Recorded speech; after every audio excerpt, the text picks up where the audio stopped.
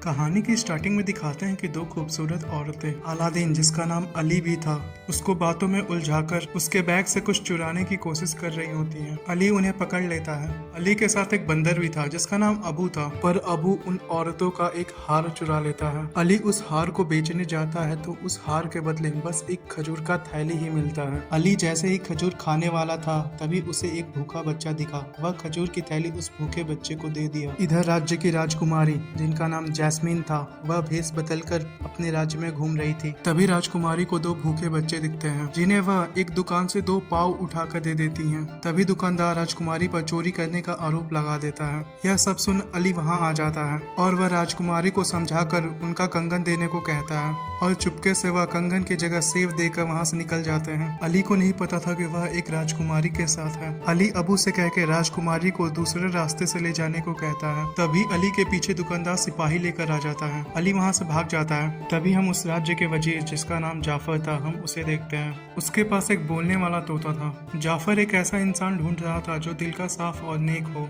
जाफर को एक जादुई गुफा से एक चिराग निकलवाना था जो कि एक नेक इंसान ही निकाल सकता था। जाफर उस राज्य का राजा बनना चाहता था। जाफर का मंत्री उसे समझाता है कि उसे वजीर बनकर ही खुश रहना चाहिए, राजा बनने की कोशिश नहीं करनी चाहिए। इस बात पर गुस्सा होकर जाफर मंत्री को कुएं में धक्का दे देता है। तभी अली राजकुमारी को बचाकर अपने अड्डे पर ले आता है। राजकुमारी को वहां से अपने राज्य का नजारा बहुत ही खूबसूरत लगता है। अली पूछता है कि तुम कौन हो और इतना महंगा कंगन तुम्हारे पास कैसे आया। राजकुमारी झूठ बोलते हुए कहती है कि मैं राजकुमारी की दासी हूँ। अली कहता है कि तुम्हें राजकुमारी को भी लेकर घूमना चाहिए, लोगों को उन्हें देखे कई साल हो गए। तभी राजकुमारी को एक आवाज सुनाई देती है। उन्हें देखने एक राजकुमार आने वाला था। वह वहाँ से महल की तरफ जाने लगती है। वह अली से अपना कंगन मांगती है, पर अली को कंगन नहीं मिलता। अबू ने उसे चुरा लिया था। राजकुमारी उदास होकर बोलती है कि वह उनकी माँ का था जो कि इस दुनिया में अब नहीं है। वह अली को चोर बोलकर वहां से चली जाती हैं। तभी उस राजकुमार के मंत्री का घोड़ा एक छोटी सी बच्ची के ऊपर पैर रखने वाला था। तभी अली उसे बचा लेता है। वह मंत्री अली को काफी खरी खोटी सुनाता है। अली अबू को समझाता है कि चोरी वहीं करनी चाहिए जहाँ जरूरत हो, वहाँ नहीं जहाँ किसी का दिल टूटे। इधर राजकुमारी तैयार होकर राजकुमार के सामने आती है। राजकुमार राजकुमारी की सुंदरता की तारीफ करने लगता है। राजकुमारी के पास एक पालतू शेर था जिसका नाम राजा था। राजकुमार उसे बिल्ली समझ चिढ़ाने लगता है। तभी राजा के दहाड़ने पर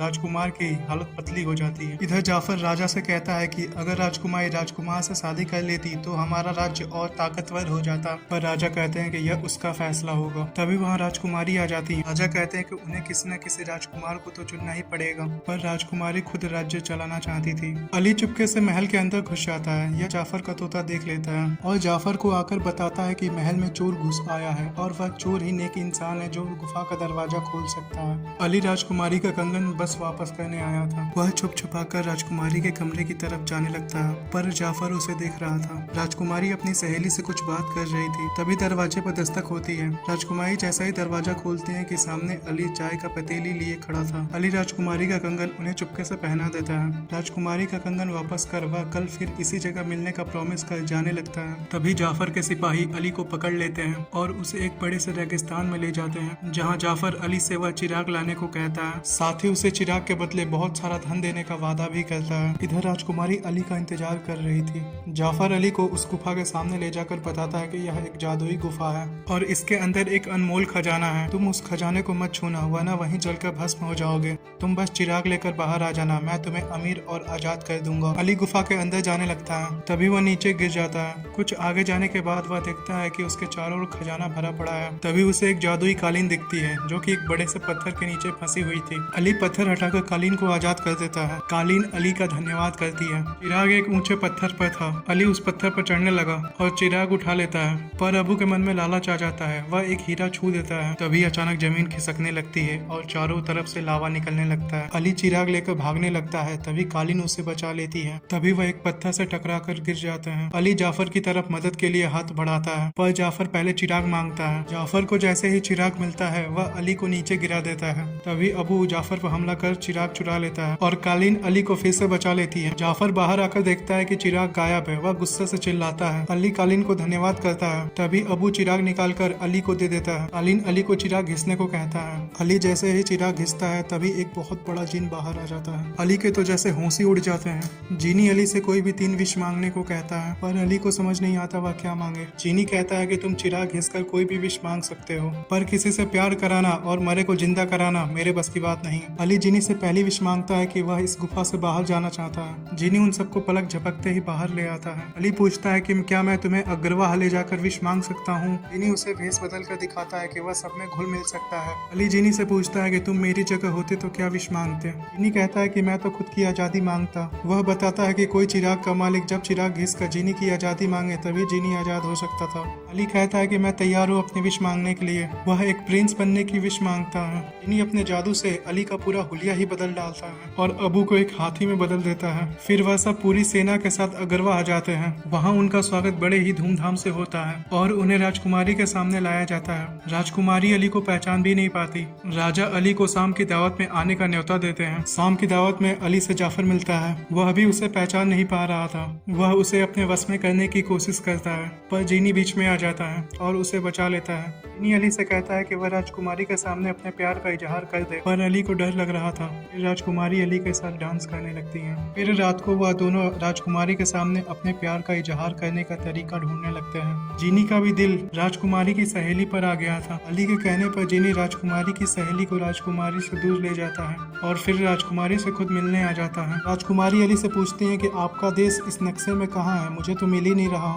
तभी जीनी जादू से नक्शे में एक नया देश ला देता है। अली राजकुमारी को साथ घूमने चलने को कहता है। राजकुमारी मान जाती है। वह उन्हें कालीन पर बैठाकर पूरा राज्य दिखाता है और उनसे प्यार भरी बातें करने लगता है। अली की तो मानो खुशी का कोई ठिकाना ही नहीं था। तभी जाफर के लोग अली को पकड़ लेते हैं। जाफर ने अली को कालीन से उड़ते हुए देख लिया था और उसे पता था कि वह कालीन उसी जादुई गुफा से मिली है। वह अली से चिराग मांगने लगता है। अली के ना बोलने पर उसे समंदर में धक्का दे देता है। तभी अबू चिराग लेकर अली के पास समंदर में फेंक देता है। अली जैसे तैसे करके चिराग को छूकर जीनी को बाहर बुला लेता है, पर जीनी अली को बिना विश मांगे नहीं बचा सकता था। जीनी अली के हाथ से विश मंगवाकर उसकी जान बचा लेता है। अली जीनी का और बाकी सबका भी धन्यवाद करता है। अली राजा से कहता है कि जाफर गद्दार है और उसने उसे मारने की कोशिश की। सुन राजा गुस्से में जाफर को कैद करने का आदेश देते हैं। जाफर के कैद होते ही जाफर का तोता उसे चाबी देकर आजाद करा लेता है। राजा अली से माफी मांगते हुए अपनी बेटी का हाथ उसे दे देते हैं। अली खुश था, पर वह हमेशा प्रिंस बना रहना चाहता था। वह आखिरी विश जीनी की आजादी मांगने वाला था, पर उसका मन बदल जाता है। जीनी यह जानकर बहुत ही दुखी होता है और चिराग में वापस चला जाता है। अली भी गुस्से में घूमने निकल जाता है, जहाँ उससे जाफर टकरा जाता है और चिराग चुरा लेता है। ये जाफर महल पहुंच जाता है और चिराग घिसकर जीनी का मालिक बन जाता है और पहली विश मांगता है कि वह इस राज्य का सुल्तान बन जाए। जीनी उदासपन से उसकी हर विश पूरी करने लगता है। सुल्तान बनते ही वह राजा और राजकुमारी को कैद करा लेता है, पर राजकुमारी अपने मंत्री को समझाती है कि जाफर असली राजा नहीं है। यह सुन मंत्री अपने सिपाहियों को आदेश देता है कि जाफर को गिरफ्तार कर लिया जाए, पर जाफर जीनी को वापस बुलाकर अपनी दूसरी विश मांगता है कि वह पूरी कायनात का सबसे महान जादूगर बन जाए।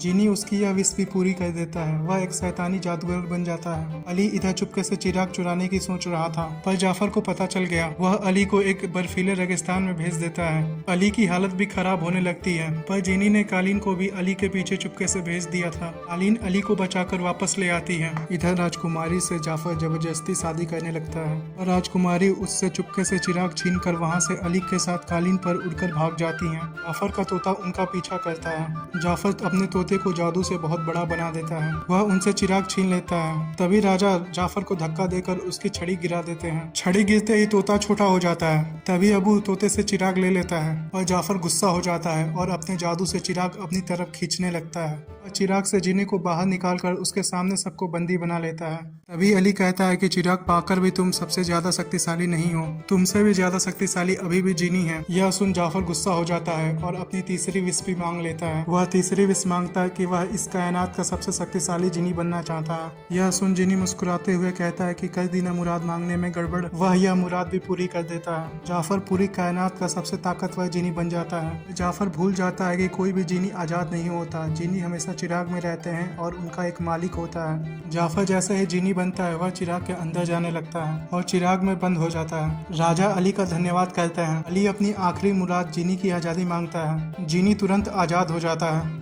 और वह अली को गले लगा लेता है।